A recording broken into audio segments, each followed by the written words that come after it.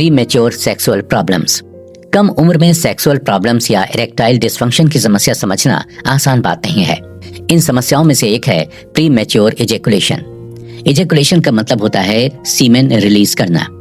ऐसा देखा गया है कि कई लोग अपने ब्रेन को इस तरह से ट्रेन करते हैं ताकि इजैकुलेशन जल्द हो जाए। जो लोग बहुत यंग एज में पॉर्न देखना शुरू करते हैं उनमें प्रीमेच्योर इजैकुलेशन की समस्या ज्यादा दिखाई देती है, क्योंकि कम उम्र में इंसान को हमेशा डर बना रहता है कि कोई उसे ये सब करता पकड़ ना ले, इसलिए वो जल्द से जल्द क्लाइमैक्स तक पहुंचना चाहता है। कभी कभी तो पॉर्न इतना ज्यादा ब्रेन को ट्रिगर करता है कि इजैकुलेशन अपने आप ही हो जाता है। हमें ये समझना होगा कि हमारा दिमाग इलास्टिक की तरह है, हम उसे जाने अनजाने हर वक्त ट्रेन करते रहते हैं। इतनी सारी केस स्टडीज करने के बाद ये तो साफ है कि इंटरनेट पॉर्न इंसान को एक जेनर से दूसरे जेनर के पॉर्न और कभी कभी इंटरनेट की ऐसी अंधेरी जगहों पर लाकर खड़ा कर देता है जहां उसे खुद पहुंचकर डिस्टर्ब फील होने लगता है। सोचने की बात यह है कि मानसिकता को ट्रिगर कौन करता है। हो सकता है कि इसका कारण बोरियत या इंसान की आदतें हों। टीनेजर्स अपनी जिंदगी में हमेशा थ्रिल ढूंढते रहते हैं और जल्दी बोर हो जाते हैं। जितनी चीजें उनके लिए अनकॉमन होंगी उनको उससे उतना ज्यादा प्लेजर मिलेगा। यंग जनरेशन में इजीली बोर होने की समस्या इतनी ज्यादा बढ़ गई कि इसका असर पोर्न पर भी दिखने लगा। लोग एक हाथ से मास्टरबेशन करते वक्त भी दूसरे हाथ से वीडियोस बदलते रहते हैं। एक इंटरनेट स्टडी में देखा गया कि लोगों को नॉर्मल पोर्न से ज्यादा एक्सट्रीम पोर्न में ज्यादा रुचि है। लोग पोर्न देखने की शुरुआत वायलेंट या ज्यादा वैरायटी से नहीं करते हैं, लेकिन जैसे जैसे उनके अंदर एडिक्शन बढ़ता जाता है उनकी पसंद भी बदलती और बढ़ती जाती है। कभी कभी ये ऑनलाइन पोर्न इतने ज्यादा एक्सट्रीम हो जाते हैं कि इसमें दिखाए गए रेप के केस से भी यूजर को फर्क नहीं पड़ता है। इस बदलते टेस्ट का एक कारण हो सकता है और वो है अपने टॉलरेंस को टेस्ट करना। कई लोगों को तो ये भी लगता है कि जिस तरह का पोर्न उनके अंदर अराउजल की भावना पैदा करता है वही उनके टेस्ट के हिसाब से सबसे परफेक्ट है। लेकिन आजकल के लगातार बदलते टेस्ट में इस चीज को मानना थोड़ा मुश्किल है। सबसे गलत बात जो इंटरनेट पर आज की डेट में फैली हुई है वो ये है कि इंटरनेट पोर्न देखने से लोगों को अपनी सेक्सुअलिटी के बारे में समझने में, उसे और पहचानने में मदद मिलती है। कई यंगस्टर्स इसी फेक सेक्सुअलिटी की खोज में हॉटेस्ट मटेरियल इंटरनेट पर ढूंढते रहते हैं। उन्हें ये सिंपल सी बात समझ में नहीं आती कि सिर्फ एक इरेक्शन से उन्हें उनकी सेक्सुअलिटी का पता ही नहीं चल सकता। अगर लोगों को हॉट कंटेंट भेजते वक्त एक सडन अराउजल आता है या उनके अंदर पल्स ज्यादा स्पीड से चलने लगती है तो इसका मतलब सिर्फ ये है कि आपकी बॉडी सिर्फ हॉट स्टफ को देखकर रिएक्ट कर रही है। इसका उनके सेक्सुअल अट्रैक्शन से कोई लेना देना नहीं है। ध्यान देने वाली बात यह है कि सेक्सुअल इंटरेस्ट इंटरनेट की दुनिया में चेंजेबल है। यंग जनरेशन पोर्न देखते वक्त इतना कंटेंट बदलते रहते हैं कि कभी कभार उन्हें और चीजें भी सेटिस्फाइंग लगती हैं। एक यूजर ने अपनी कहानी शेयर करते हुए बताया कि वो वैसे तो गे है लेकिन पोर्न देखते वक्त उनका इंटरेस्ट कभी कभार लड़कियों पर भी आ जाता है। 2016 की स्टडी के मुताबिक ये पाया गया कि मर्दों का पोर्न के टाइप को लेकर इनकंसिस्टेंट होना आम बात हो गई है। वो लोग किसी भी तरह का पोर्न देख लेते हैं। रिपोर्ट में ये बात सामने आई है कि 20.7% हेट्रोसेक्सुअल आदमी भी गे कंटेंट देखते हैं और 55% गे आइडेंटिटी वाले लोग हेट्रोसेक्सुअल पोर्न भी देखना पसंद करते हैं। लेकिन लोगों को सेक्स ओरिएंटेड पोर्न के बारे में ये पता होना चाहिए कि इसका बहुत बुरा असर इंसान की सेक्सुअलिटी पर पड़ सकता है। कई बार ऐसे कंटेंट्स ज्यादा कंज्यूम करने की वजह से इंसान SOCD से जूझ सकता है। SOCD का मतलब है sexual orientation obsessive compulsive disorder. इसके तहत इंसान अपनी सेक्सुअलिटी को लेकर बहुत एंग्जियस रहने लगता है। इस तरह के पोर्न सिर्फ हेट्रोसेक्सुअल्स को ही अपनी सेक्सुअलिटी के प्रति एंग्जियस नहीं बनाते, बल्कि सभी तरह की सेक्सुअलिटी इसमें शामिल है। किसी भी तरह का SOCD एक सीरियस मेडिकल कंडीशन है। अगर आपको इसके सिम्टम्स दिखाई दे रहे हैं तो आपको जल्द से जल्द प्रोफेशनल हेल्थ केयर की मदद लेनी चाहिए। 2010 की जापानीज टाइम्स की रिपोर्ट के अनुसार यंग जापानीज लड़के सेक्स से अपना इंटरेस्ट खो रहे हैं। इस रिपोर्ट में देखा गया कि 16 से 19 साल के लड़कों में 36% लड़कों को सेक्स में कोई रुचि नहीं है। 20 से 24 साल के आदमियों में भी यही सामने आया। इनमें भी कुल 21% लोगों की रुचि कम होती दिख रही है। पर इस दौर में जापान अकेला नहीं है। फ्रांस में 2008 के सर्वे के हिसाब से 18 से 24 साल के आदमियों में 20% आदमियों को सेक्स में कोई इंटरेस्ट नहीं है। तो क्या इसका दोष पूरी तरह से पोर्न को दिया जा सकता है? रिश्तों पर असर, क्या मैं असेक्सुअल हूँ? इस तरीके का सवाल ऑनलाइन फोरम में अक्सर पूछा जाता है। अक्सर देखा गया है कि ऐसे लोग पोर्न देखते वक्त तो मास्टरबेट कर सकते हैं लेकिन बिना पोर्न के नहीं। एक यूजर ने अपना एक्सपीरियंस शेयर करते हुए बताया है कि 15 साल की उम्र तक उसमें सेक्स का जोश बहुत था, लेकिन एक बार पोर्न देखना शुरू करने के बाद से ही वो अपने आप को लड़कियों से दूर रखने लगा था। इसी वजह से उसे काफी लंबे समय तक ऐसा लगने लगा था कि वो असेक्सुअल बन गया है, लेकिन सही इलाज मिलने के बाद से वो अब ठीक है। पोर्न की वजह से सिर्फ इंसान की सेहत ही नहीं बल्कि आपसी संबंध भी बिगड़ते जा रहे हैं। इसका सीधा संबंध विज्ञान से है। पोर्न देखने के बाद इंसान के अंदर जो केमिकल स्टिमुलेशन काम करता रहता है, उससे बॉन्ड बनाने में या किसी से प्यार करने में दिक्कत आती है। इंटरनेट पोर्न ब्रेन को इस कदर हाईजैक कर लेता है कि इंसान रिश्ता बनाना भूलकर पूरी तरह से बाकी जानवरों की तरह सिर्फ सेक्स करने के लिए ट्रेन हो जाता है। रिसर्चर्स ने ये तक पता लगाया है कि काफी ज्यादा स्टिमुलेशन प्रोड्यूस होने की वजह से इंसान के बीच का बॉन्ड कमजोर होने लगता है। 2007 की स्टडी के मुताबिक अगर एक आदमी कई आकर्षक लड़कियों की फोटो रोज देखे तो उसके अंदर उसके लिए पार्टनर के प्रति एक बोरियत आने लगती है। वो आदमी फिर अपने पार्टनर को हर स्किल में नीचे रखने लगता है, चाहे वो अट्रैक्शन में हो या इंटेलिजेंस में। पोर्न कंजम्पशन की वजह से ही लोग अपने पार्टनर को अप्रिशिएट करना भूल जाते हैं। 70 से भी ज्यादा स्टडीज में ये पाया गया है कि पोर्न की वजह से कपल्स के बीच सेक्सुअल प्रॉब्लम्स दिखाई देती हैं, जैसे अराउजल की कमी, सेक्स में गिरावट, रिलेशनशिप सेटिस्फेक्शन में गिरावट। ये चीज मर्दों में ज्यादा देखी जाती है। जैसे ही एक आदमी अपने आप को पोर्न से दूर ले जाने लगता है, उसके अंदर बाकी लोगों से, सोसाइटी से जुड़ने की एक आशा तैयार होती है। धीरे धीरे उसका सेल्फ एस्टीम, उसका सेंस ऑफ ह्यूमर, उसके आई कांटेक्ट करने की एबिलिटी ठीक होने लगती है।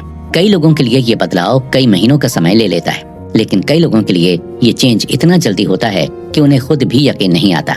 साइकोलॉजिस्ट फिलिप जिम्बर्दो के famous Ted talk the demise of guys में उन्होंने कहा था कि अराउजल, एडिक्शन जैसे पोर्न वीडियो गेम आदि एक मेजर फैक्टर हैं लोगों के अंदर सोशल ऑकवर्डनेस और एंजाइटी भरने के लिए। इनकी थ्योरी के हिसाब से ज्यादा स्क्रीन के सामने बिताने से इंसान के अंदर नॉर्मल सोशल स्किल्स का विकास नहीं हो पाता है। जो लोग अपने दिल और दिमाग से पोर्न को हटाने में कामयाब हो जाते हैं, वो अपनी जिंदगी में नेचुरल रिवॉर्ड्स जैसे दोस्ती और पार्टनरशिप को वापस ले आते हैं। एक यूजर जो कुछ ही महीने पहले अपनी पोर्न एडिक्शन से ठीक हुआ है, अपना एक्सपीरियंस शेयर करते हुए बताता है कि आजकल लोग उसकी काफी तारीफ करते हैं और उसे अच्छा स्पीकर और मोटिवेटर भी मानते हैं। कई लोग जो अपने दिमाग को फिर से रिबूट करने में सफल हो जाते हैं, उन्हें अपने दिमाग में कई इम्प्रूवमेंट नजर आते हैं, जैसे क्लियर थिंकिंग, फोकस करने में आसानी, मेमोरी में इम्प्रूवमेंट आदि। इसका उल्टा रिसर्चर्स ने पोर्न की वजह से लोगों में परफॉर्मेंस की कमी, कंसंट्रेशन की कमी और एकेडमी परफॉर्मेंस में गिरावट की दिक्कतें देखी हैं। अगर कोई इंसान बिना एडिक्शन के भी पोर्न देखता है, तब भी उसके दिमाग का एक ग्रे हिस्सा सिकुड़ता हुआ पाया गया है। कई सालों की खोज के बाद वैज्ञानिकों ने यह भी पता लगाया कि डिप्रेशन की वजह से इंसान के अंदर की शक्ति में, मोटिवेशन में गिरावट आती है। आज के समय में दर्जनों रिपोर्ट हमारे सामने प्रमाण के रूप में मौजूद हैं कि पोर्न देखने से इंसान भारी डिप्रेशन का शिकार हो जाता है।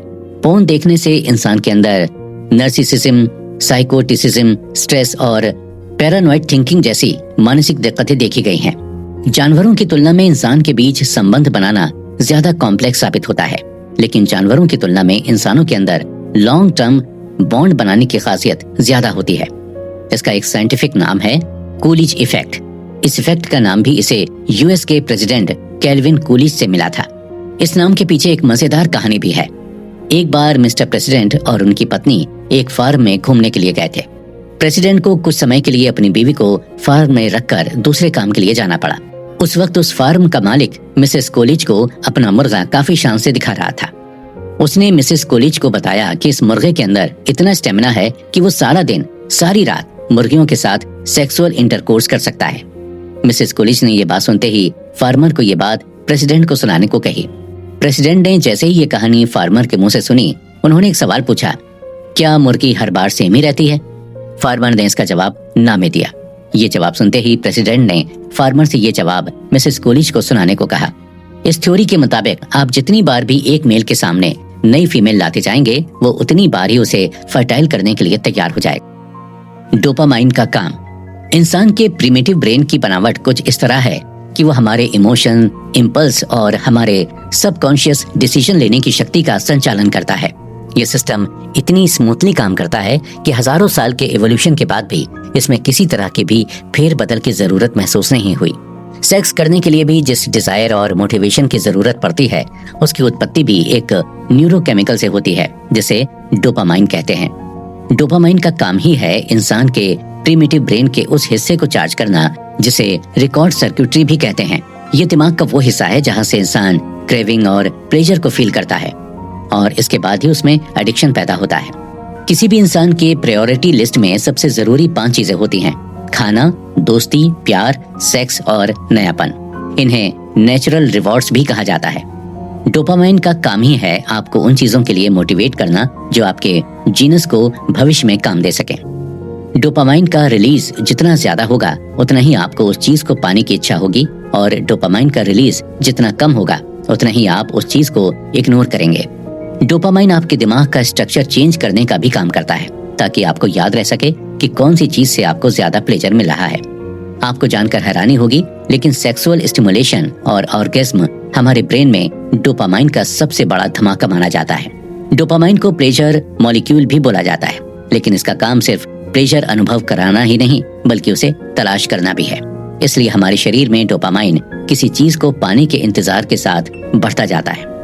जब हमारे हाथ में हमारा फाइनल रिवॉर्ड आता है या जब हमें प्लेजर फील होता है, उस वक्त एंडोजिनस ओपियोइड्स रिलीज होता है। ये एक ऐसा केमिकल है जो ब्रेन के रिसेप्टर के साथ रिवॉर्ड सर्किट को बांध के रखता है, इसलिए प्लेजर की समाप्ति हमेशा इसके रिलीज से ही होती है। साइकोलॉजिस्ट सुसन विंशेंक के मुताबिक डोपामाइन इंसान के अंदर डिजायर, वांट, सीक आउट और सर्च की भावना को जगाता है। डोपामाइन इसलिए भी ओपियोइड से ज्यादा स्ट्रांग होता है। अगर आसान शब्दों में समझें तो डोपामाइन जरूरत है और ओपियोइड पसंद है। एडिक्शन के यही एक खास बात है कि एडिक्ट्स को जरूरत की चाह ज्यादा होती है और पसंद की कम।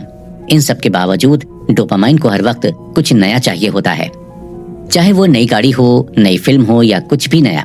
इसके बारे में और अच्छी तरह से समझने के लिए जब ऑस्ट्रेलियन रिसर्चर्स ने अपने सब्जेक्ट्स को एक ही इरोटिक फिल्म कई बार दिखाई तो उनके सेक्सुअल डिजायर में एक भारी गिरावट पाई गई। यही एक वजह है कि लोगों को इंटरनेट पोर्न अपनी ओर इतना ज्यादा आकर्षित करता है, क्योंकि उन्हें पता है कि एक नई चीज उनसे बस एक क्लिक की दूरी पर है। कई पॉपुलर पोर्न ट्यूब साइट्स अपनी साइट पर हर दिन कई दर्जन अलग अलग फिल्म रिलीज करते हैं, सिर्फ इंसान के अंदर की नॉवेलिटी के लिए। डोपामाइन की एक और खास बात यह है कि ये किसी भी तरह के इमोशन या स्टिमुली की वजह से रिलीज होने लगता है और हमारे इमोशंस को अलग अलग तरह से जगाना इंटरनेट पोर्न को खूब आता है। सरप्राइज, एंजाइटी, एक्सपेक्टेशन में बाधा जैसी फीलिंग्स पोर्न हमारे अंदर कई रूप में जगाता रहता है। जैसे 13 साल के बच्चे को पोर्न देखकर जरूर पहले एंजाइटी होगी। जैसे जैसे समय बीतता जाता है, एक पोर्न एडिक्ट का दिमाग एंजाइटी और रिस्क की फीलिंग को सेक्सुअल अराउजल समझने की भी गलती कर बैठता है। अगर वैज्ञानिक भाषा में कहें तो पोर्न काफी हद तक साइंटिस्ट के लिए सुपर नॉर्मल स्टिमुली है। सुपर नॉर्मल स्टिमुली और कुछ नहीं, बस नॉर्मल स्टिमुली का एक्सेजरेटेड वर्जन है। इसका काम है उन चीजों की क्वालिटी को और निखारना जो हमें अच्छी लगती हैं। जब आप अपने लिए एक ऐसी सिचुएशन क्रिएट करते हैं और उसे अपनी टॉप प्रायोरिटी बनाते हैं तो इसका मतलब ये है कि आपके दिमाग ने पहले ही डोपामाइन के साथ मिलकर एक कमाल का रिवॉर्ड पेश किया होगा। इसी वजह से तो पोर्न मेडिसिन के सामने रियल पार्टनर का कोई कंपटीशन ही नहीं है। आजकल के इंटरनेट पोर्न में भी सुपर नेचुरल स्टिमुलेशन का जोरदार कॉम्बिनेशन मिलता है, जिसकी वजह से यूजर असल पार्टनर के साथ रिलेशन बनाने से पहले ही इसे कंज्यूम करना प्रेफर करते हैं। यूजर जब चाहे किसी भी मास्टरबेशन सेशन के बीच में एक क्लिक की मदद से अपने अंदर एक नया बूस्ट जगा सकता है। इंटरनेट पोर्न में ऐसी कई अनरियलिस्टिक चीजें ऐसी स्टिमुलेशन को जगाने के लिए दिखाई जाती हैं, जैसे डबल या triple penetration, artificially enhanced breasts, gang bang और भी ऐसी कई दर्दनाक चीजें।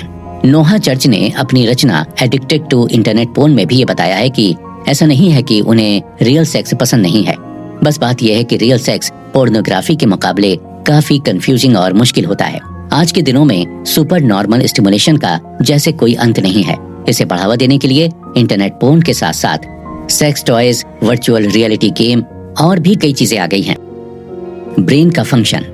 कई रिसर्चेस के बाद पता चला है कि मेथाम्फेटामाइन या कोकीन इंसान के दिमाग में उसी तरीके का प्लेजर रिवॉर्ड्स भेजता है जैसा प्लेजर सेक्स करने के बाद महसूस होता है।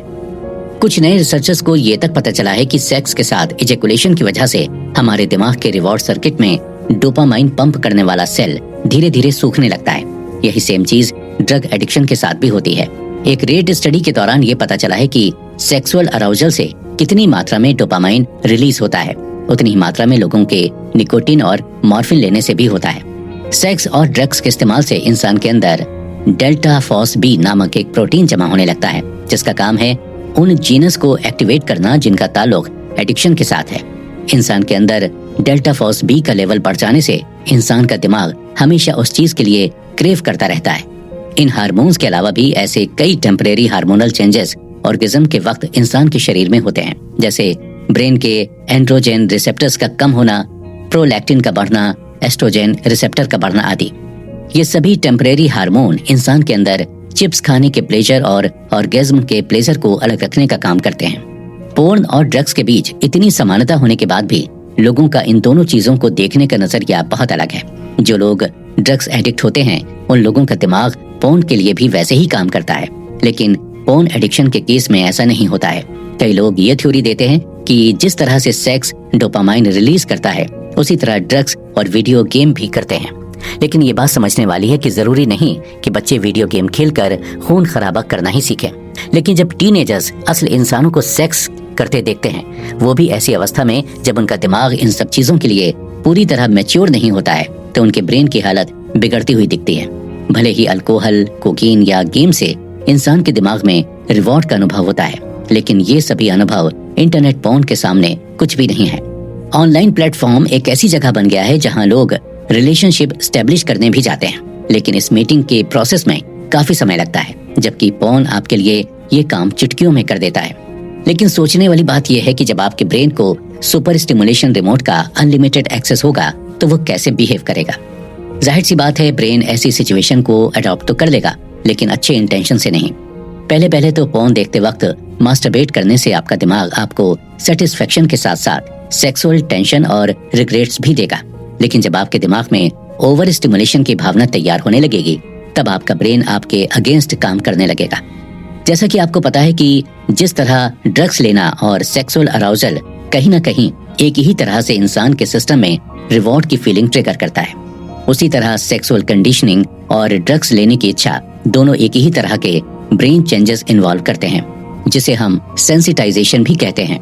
अगर सरल भाषा में समझें तो डोपामाइन के रिलीज से जो स्पार्क निकलता है वो न्यूरोकेमिकल रिलीज इवेंट्स को मोशन में लाकर खड़ा कर देता है, जिससे इंसान के अंदर सेंसिटाइजेशन क्रिएट होता है। लेकिन जो मॉलिक्यूल असल में सेंसिटाइजेशन प्रोड्यूस करते हैं वो है प्रोटीन डेल्टा फॉस बी, और डेल्टा फॉस बी को ट्रिगर डोपामाइन ही करता है।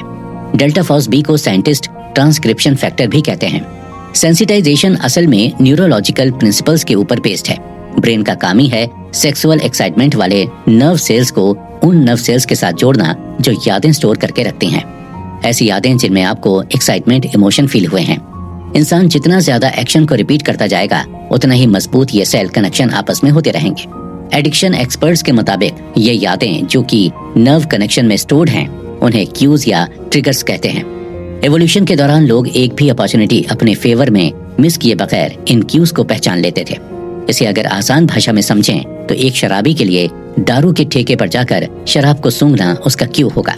ये सारी चीजें इंसान के साथ अनकॉन्शियसली होती हैं। उस मोमेंट पर सिर्फ इतना पता होता है कि उसे पोर्न देखना है, फिर चाहे ये उसके लिए मरने जीने का सवाल ही क्यों ना हो। ऑनलाइन पोर्न कई बार टीनेजर्स के दिमाग में कई गलत बातें डाल देता है। जैसे एक यूजर ने बताया था कि टीनेज की उम्र में उसे हमेशा यही लगता रहा कि जब लड़के लड़कियों के चेहरे पर इजेकुलेट करते हैं तो उन्हें बहुत अच्छा लगता है। शायद यही मिसकंसेप्शन उसे भी अराउज होने पर मजबूर कर रहा हो। 2004 के एक स्वीडिश रिसर्चर ने यह बताया कि स्वीडन के 99% यंग लड़कों ने काफी कम उम्र से पोर्न कंज्यूम करना शुरू किया है और उन्हें लगता है कि इसका इम्पैक्ट उनके सेक्सुअल बिहेवियर पर पड़ा है। Self control. जितने भी लोग आज तक पोर्न एडिक्शन से रिकवर हुए हैं उन्होंने कई सारे हेल्थ बेनिफिट्स तो पाए ही हैं, लेकिन उन्हें सबसे बड़ा बेनिफिट उनका खुद के ऊपर कंट्रोल फिर से वापस पाना है। अपने ऊपर कंट्रोल वापस लाने की पहली सीढ़ी है अपने ब्रेन को उन सभी आर्टिफिशियल सेक्सुअल स्टिमुलेशन से कई महीनों के लिए आराम देना और पोर्न से ध्यान हटाकर अपना सारा ध्यान असल जिंदगी पर लाना। ये जो कई महीनों का खाली समय आप अपने ब्रेन को दे रहे हैं, इसके कई फायदे भी हैं। इस खाली समय से आपके ब्रेन का रिवॉर्ड सर्किट फिर से ठीक होने लगेगा, जिससे आप हर दिन के छोटे छोटे प्लेजर्स को एंजॉय कर पाएंगे। यह आपके दिमाग की उस इंटेंसिटी को कम करेगा जो आपको पोर्न देखना ही है के लिए पागल करती रहती है। इससे आपकी विल पावर भी काफी बढ़ती है, क्योंकि जैसे ही आप पोर्न छोड़ते हैं आपके दिमाग का प्री फ्रंटल कॉर्टेक्स धीरे धीरे मजबूत होने लगता है और अंत में जाकर ये आपके स्ट्रेस लेवल को धीरे धीरे कम करने लगता है। ये जो मुझे पोर्न अभी देखना है की तलब है, इसे ठीक होने में कभी कभी महीने और कभी कभी साल भी लग जाते हैं, लेकिन धीरे धीरे प्रैक्टिस के साथ ये हमारे दिमाग में ही खत्म हो जाती है। इस प्रोसेस को रिबूटिंग भी कहा जाता है। ये एक ऐसा तरीका होता है जिससे आप ये रीडिस्कवर कर सकते हैं कि आपको पोर्न के बिना अपनी जिंदगी में क्या क्या पसंद है। इसके पीछे का आइडिया यही है कि आप अपने दिमाग में आर्टिफिशियल सेक्सुअल स्टिमुलेशन के फ्लो को पूरी तरह से बंद करके ब्रेन को फिर से रीस्टार्ट कर रहे हैं। लेकिन ध्यान देने वाली बात यह भी है कि हमारा दिमाग कोई कंप्यूटर तो है नहीं जिससे सारी यादें, सारी मेमोरी डिलीट कर देने से वो चले जाएंगे। ऐसा कभी नहीं हो सकता है कि आप अपनी सारी यादें हमेशा के लिए मिटा सके। लेकिन फिर भी कई लोग अपनी पोर्न रिलेटेड समस्याओं के समाधान के लिए अपने ब्रेन को पोर्न से ही रेस्ट देते हैं। इस चीज को अचीव करने के लिए एक लंबे प्रोसेस से होकर गुजरना पड़ता है, क्योंकि पोर्न एडिक्शन से रिलेटेड जितनी भी प्रॉब्लमेटिक बिहेवियर या सिम्टम्स हैं वो सब एक तरह से हमारे ब्रेन से जुड़ चुके हैं। पोर्न रिलेटेड आदतों को बदलने के लिए हमें इन बिहेवियर को बदलना होगा ताकि हमारे ब्रेन का स्ट्रक्चर भी बदल सके। ब्रेन के फंक्शन में चेंजेस करने से कई बार देखा गया है कि हमारी जिंदगी में भी चेंजेस आ जाते हैं। एक इंसान के दिमाग को रिबूट करने के कई तरीके हैं। रिबूटर्स ने ये डिस्कवर किया है कि फेसबुक, डेटिंग ऐप और एरोटिक सर्वे साइट्स में इमेज देखना कई हद तक पोर्न से आराम दिला सकता है। ये एकदम उसी तरह है जिस तरह एक शराबी शराब की लत छोड़ने के लिए लाइट बियर का इस्तेमाल करता है। इसकी मदद से आप अपने ब्रेन को वही स्टिमुलेशन दे पाएंगे जिससे आपका ब्रेन फेमिलियर है, पर बिना किसी पोर्न के हार्म के।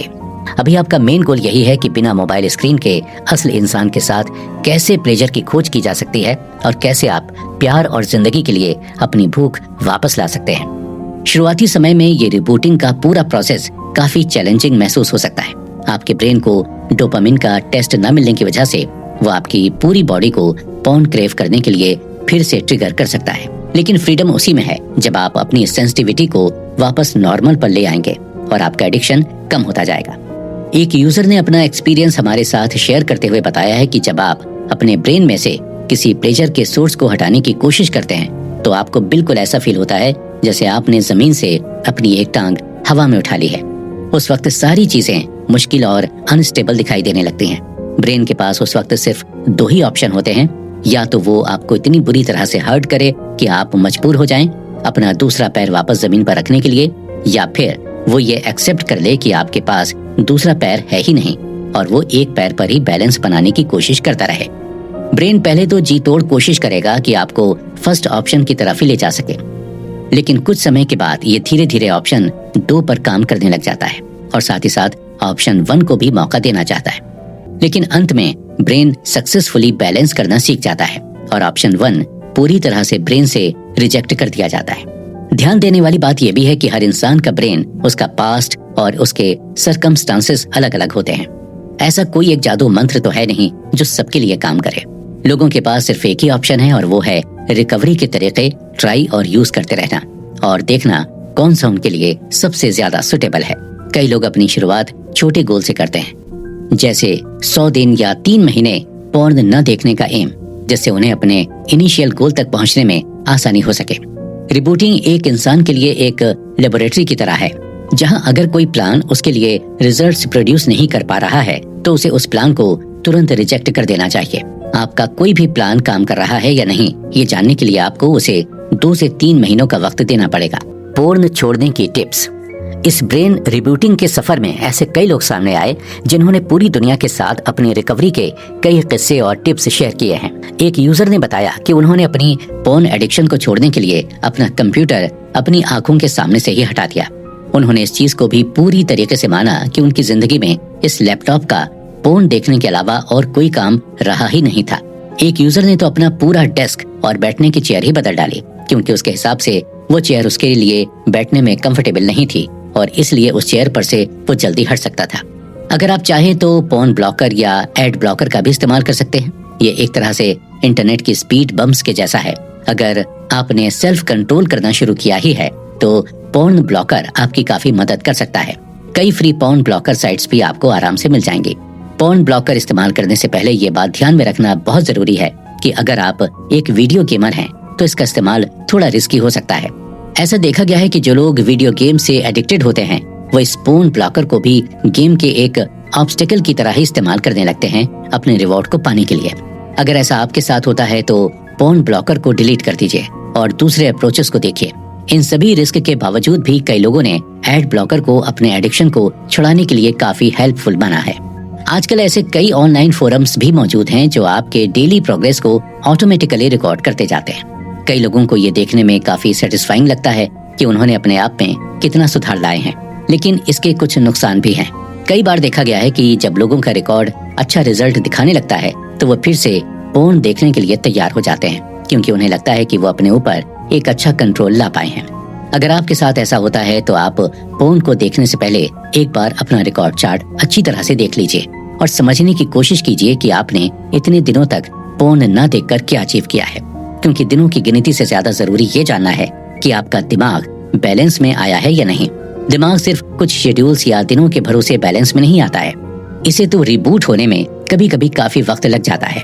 दिमाग को बैलेंस में लाने के लिए और भी कई तरीकों की मदद ली जा सकती है, जैसे एक्सरसाइज करना, लोगों के साथ सोशलाइज होना, नेचर में अपना समय बिताना, मेडिटेशन करना आदि।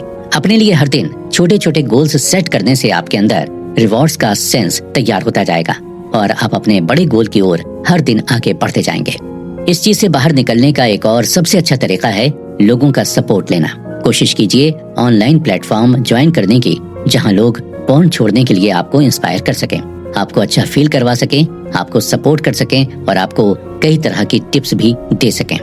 नो फैप और रिबूट नेशन ऐसी ही कुछ ऑनलाइन फोरम है, पर इन फोरम्स में भी कुछ कमियां हैं, जहां कई लोग इस बात से एग्री करेंगे कि ऑनलाइन फोरम आपके पोर्न एडिक्शन को पूरी तरह से खत्म कर सकता है। वहीं ये आपको असली जिंदगी से भी काफी दूर कर सकता है, क्योंकि ये सारी एक्टिविटीज ऑनलाइन होती रहती हैं और इनमें किसी तरह का ह्यूमन टच नहीं होता है। इसलिए ऑनलाइन फोरम्स का इस्तेमाल तभी करना चाहिए जब आपको लगे कि आपको मोटिवेशन की जरूरत है। एक अच्छा थेरेपिस्ट जो सेक्सुअल प्रॉब्लम या पोर्न रिलेटेड प्रॉब्लम्स के बारे में अच्छे से समझता है आपकी काफी मदद कर सकता है। कई बार देखा गया है कि पोर्न से जुड़े एडिक्शन का कारण काफी गंभीर हो सकता है, जैसे फैमिली अब्यूज, सेक्सुअल अब्यूज या चाइल्डहुड ट्रॉमा। इन सभी इमोशन से जुड़ी चीजों के लिए आपको एक अच्छे काउंसिल की मदद करनी चाहिए। इन सब के बावजूद अगर आपको लगता है कि आपको ऑब्सेसिव कंपल्सिव डिसऑर्डर यानी ओसीडी है, तब आपको डॉक्टर के मेडिकेशन की जरूरत पड़ेगी ताकि आपको पोर्न छोड़ने को लेकर जो एंजाइटी है उससे बच सकें। दोस्तों, एक बहुत पुरानी कहावत है कि अगर आपको कभी कोई सिचुएशन समझ में नहीं आ रही है तो उस वक्त आपको अपनी फीलिंग्स के बारे में लिखना चाहिए। इंसान की जिंदगी में हमेशा अच्छे वक्त और बुरे वक्त आते रहते हैं। बुरे वक्त में ब्रेन का काम ही होता है हमें हमारी सारी गलतियों को गिनाना। इन्हीं सब मुश्किल के दिनों में भी खुद को मोटिवेटेड रखने के लिए आपको हर दिन जर्नल लिखना चाहिए। हर दिन जब आप अपनी छोटी छोटी अचीवमेंट्स के बारे में लिखेंगे तो मुश्किल के समय में जब आप डायरी खोलकर उसे पढ़ेंगे तो आपको मोटिवेशन मिलेगा। ऐसे कई ऑनलाइन फोरम्स मौजूद हैं जो फ्री जर्नल्स भी प्रोवाइड करते हैं। अगर आप चाहते हैं कि आपकी जर्नल कोई ना पढ़े तो आप उसमें पासवर्ड भी लगाकर रख सकते हैं। ये बहुत अच्छा तरीका होता है खुद के साथ एक अच्छा रिश्ता बनाने का। अपने दिमाग को रिबूट करने का एक और ऐसा ही मजेदार तरीका है और वो है एक्सरसाइज करना। कभी कभी तो ऐसा लगता है कि एक्सरसाइज दुनिया की हर प्रॉब्लम का समाधान बन सकती है, पर इसके फायदे भी कम नहीं है। एक्सरसाइज आपको अर्जेस से डिस्ट्रैक्टेड रखता है। ये आपके अंदर सेल्फ कॉन्फिडेंस और फिटनेस प्रमोट करता है। कंक्लूजन दोस्तों, इस पूरे सफर के दौरान हमने ऐसी कई नई बातें सीखी जिनके बारे में शायद हम इतने सालों से अनजान बैठे हुए थे। हमने जाना कि पोर्न एडिक्शन नाम की भी कोई चीज होती है और वो एक इंसान के लिए कितनी जहरीली होती है। हमने जाना कि पोर्न कैसे किसी भी इंसान को, चाहे वो जवान हो या बूढ़ा, मर्द हो या औरत, सभी को मेंटली और फिजिकली पैरालाइज करके छोड़ देती है। लेकिन योर ब्रेन ऑन पोर्न की मदद से हमने विषय को और गहराई से जाना। हमने जाना कि कैसे इसका संबंध हमारे दिमाग के साथ जुड़ जाता है, कैसे पोर्न लोगों की जिंदगी का एक हिस्सा बन जाता है, एक ऐसा हिस्सा जो बाकी सभी जरूरतों को हटाकर इंसान को अंदर से खोखला बना सकता है। पर अंत तक हमने ये सीखा कि इसे कभी न ठीक होने वाली बीमारी या शर्मिंदगी के रूप में नहीं देखना चाहिए। ऐसे कई हजारों लाखों लोग हैं जो इस समस्या से निकलकर घर पर वापस आए हैं और जिन्होंने एक नई जिंदगी की शुरुआत भी की है। ये भी देखा गया है कि ऐसे लोग सेक्सुअल प्रॉब्लम्स को पार करके अपनी जिंदगी को नए सिरे से शुरू करते हैं और उनके अंदर जीने की एक और नई उमंग और एक और नई एनर्जी भी पैदा होती है। दोस्तों, आशा है योर ब्रेन ऑन पोर्न की बुक समरी से आपने काफी कुछ सीखा और समझा होगा। ऐसे ही और भी नई और दिलचस्प किताबों पर चर्चा का हिस्सा बनने के लिए आप जुड़े रहिए हमारे साथ और सुनते रहिए